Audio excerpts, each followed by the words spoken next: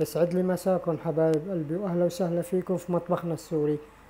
طبعا انا يعني مش عم صور وموقف التصوير، يعني هالفترة بنزل مقاطع جاهزة من شغلنا وتجهيزنا لشهر رمضان المبارك. كل عام وانتم بخير، وان شاء الله يجي علي وعليكم وعلى الامة الاسلامية وعلى اهلنا في غزة واهلنا في فلسطين، وان شاء الله يكونوا بصحة وخير ومنصورين يا رب. يا رب تنصرهم وتكون معهم وتوقف معهم. اليوم رجعنا لكم فيديو جديد، الكعك اللبناني.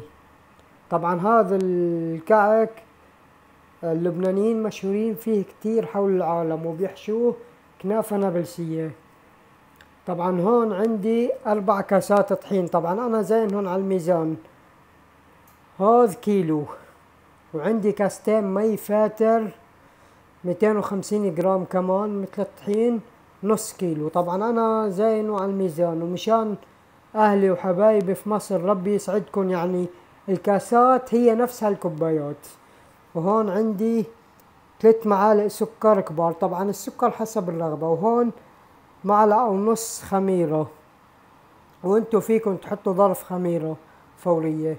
وهون طبعا عندي زيت، الزيت او الزبدة او السمنة حلوب او اي سمنة، طبعا بيعطي العجين يا غوالي، بخليه انه طري ويساعدكم بالمد، وبنفس الوقت بيعطيه يعني طعمه. طبعا هلا راح نبلش بالخطوة الثانية، بس قبل ما بلش لازم اشرح لكم. طبعا الخميرة اذا بدكم اياها يعني تخمر معكم بسرعة بتخلطوها مع مي فاترة، والمي يا غوالي لازم تكون مي فاترة. يعني ديروا بالكم اذا المي عندكم صارت تغلي لا تحطوا عليها الخميرة او لا تعجنوها، لانه خلص هيك الخميرة راح تفلت معكم نهائي. لانه بس تغلي المي وحطيتوا عليها الخميرة مستحيل الخميرة انه يعني يقوم مفعولها، خلص الخميرة انضربت هيك. ولا تنسوا الاشتراك في القناة وتفعيل زر الجرس كي يصلكم كل جديد في الحلويات السورية والشامية والحلويات بشكل عام. طبعا هي فيكم تحطوا لها حليب كمان بيعطيها نكهة طيبة، بس انا ما عندي حليب. وبنصح الكل يتابع الفيديو للآخر ويطبق الوصفة بحذافيرها، لانه في كتير شفات مع احترامي لهم، لانه انا احيانا نفسي باخذ منهم مقادير وانا بعرفها، فبطبق الوصفة تبعهم بنقصوا، يا بنقصوا شي بالطحين يا بنقصوا شي بالمي، يعني ما بيعطوكن الصافي 100%. اما انا الحمد لله كل صنف بنزله والحمد لله رب العالمين. يعني في كتير شباب وصبايا انه قالوا لي انه عملوا كتير حلويات من اصنافي والحمد لله نجحت معهم على الاخر. ليش؟ لانه انا بعطيكم الشيء الصافي، يعني مثل ما بيزبط معي بحب انه يزبط معكم. طبعا هلا حطينا اول كاسة طحين بسم الله، وهي الكاسة الثانية،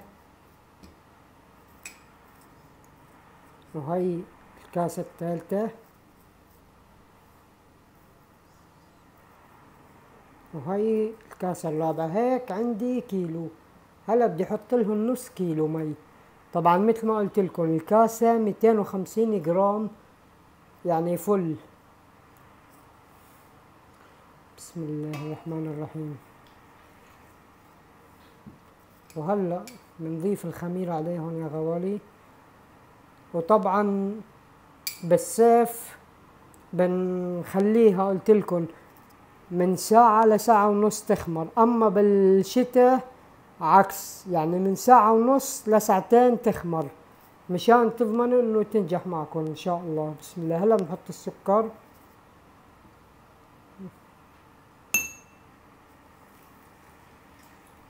وهلا حطينا المي، وهلا اخر شي عندي هو الزيت. الزيت اللي بيعطيها النعومة المطلوبة. بسم الله الرحمن الرحيم. وهلا بنحركها وبنخليها لمدة ساعتين، بنغطيها بحرام.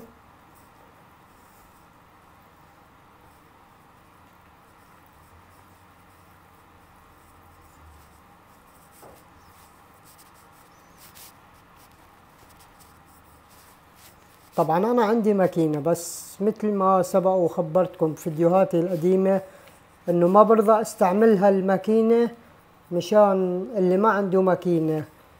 ونصيحة مني إلكم يا غوالي، مهما عملتوا أصناف وحسيتوها مش ناجحة معكم لا تيأسوش.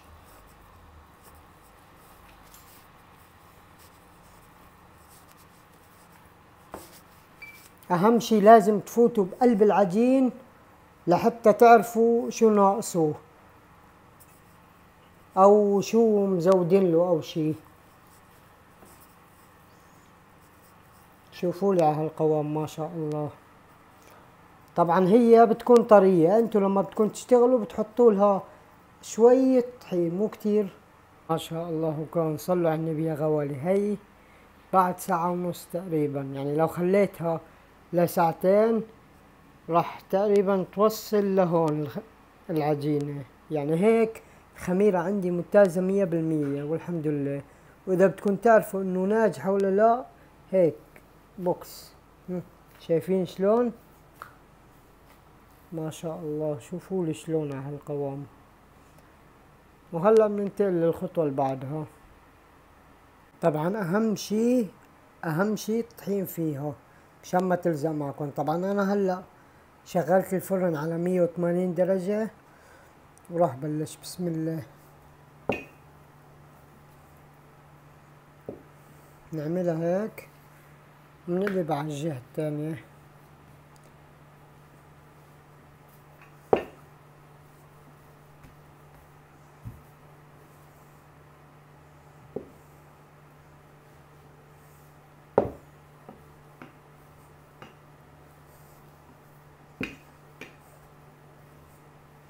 طبعا هي هلا بنغطيها 10 دقايق عبال ما الفرن عندي يكون حمي،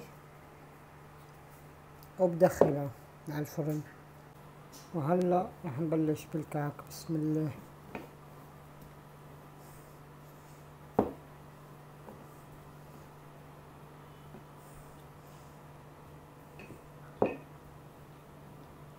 خلوها طويلة هيك مثل ما انا عاملها.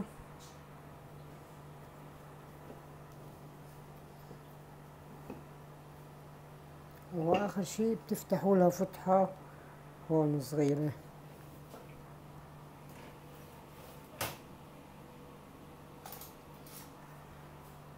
بالسكينة كاسة باللي بدكم اياه، بس انا راح افتحها بسكينة احسن.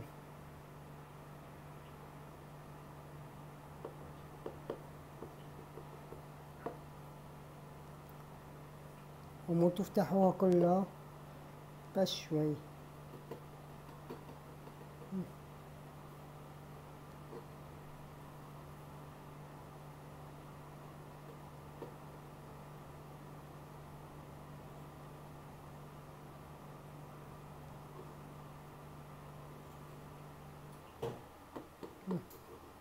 شايفين الرسمة عندي الكعكة؟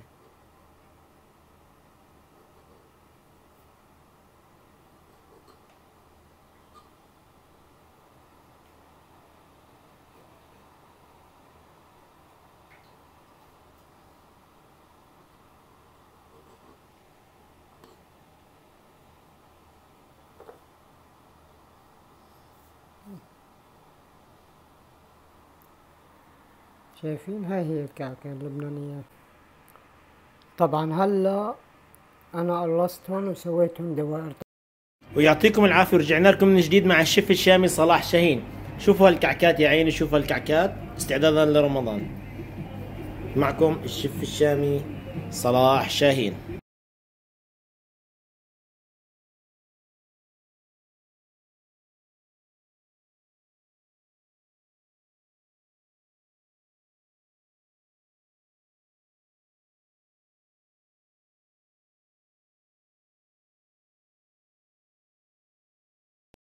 يا عيني على الفطاير، يا عيني على الفطاير، شغل الشيف الشامي صلاح شاهين. يا عيني على الفطاير، شغل الشيف الشامي المعلم صلاح شاهين.